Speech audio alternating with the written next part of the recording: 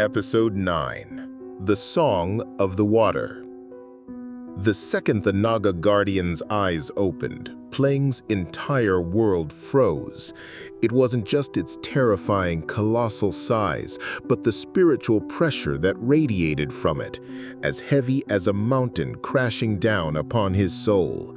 His instincts screamed at him to flee, but his body was paralyzed in the frigid water. The Naga didn't roar or charge, it simply stared, its gaze that of a god judging the life of an insect. And then it began. The Naga didn't use claws or fangs. A mere flick of its colossal tail created a massive whirlpool that violently sucked Pleng in. He had to use his Buddhist magic and the power of his two artifacts to resist the immense gravitational pull.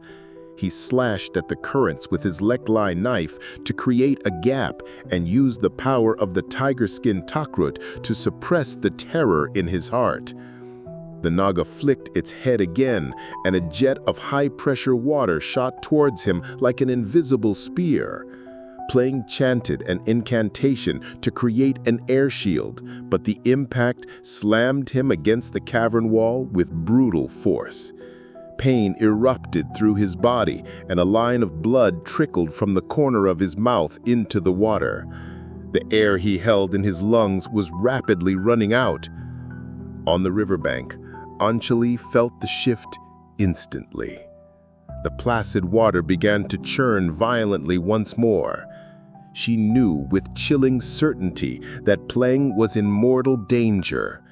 A feeling of helplessness and despair clawed at her heart.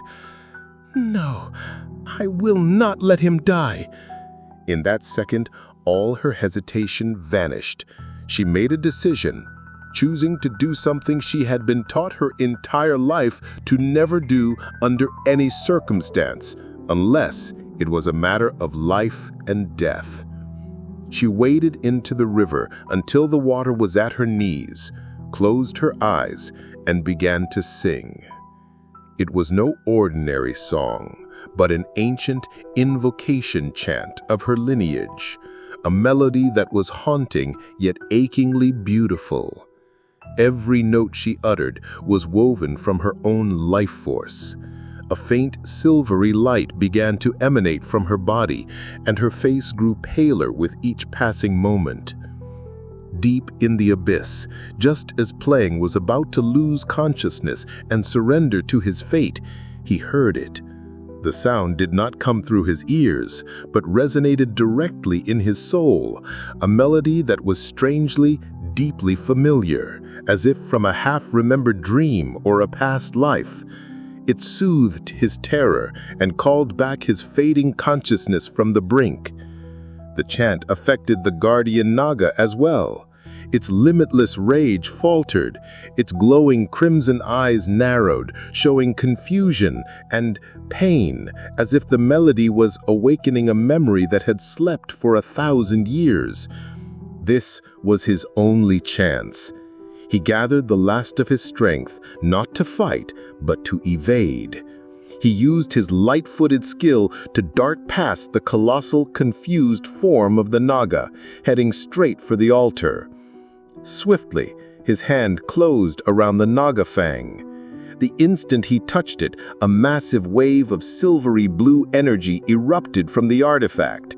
It did not harm him, but instead created a powerful blast that launched him from the altar, propelling him violently toward the cavern entrance as the entire grotto began to shake and collapse. The guardian Naga did not give chase. It simply watched him go with an unreadable expression. Pleng's grievously injured and nearly unconscious body shot towards the surface. He broke through, gasping for air. The last thing he saw before his world went black was the beautiful, tear-streaked face of Anjali. She was standing at the water's edge, the silver light around her fading along with the moonlight that shone down upon her.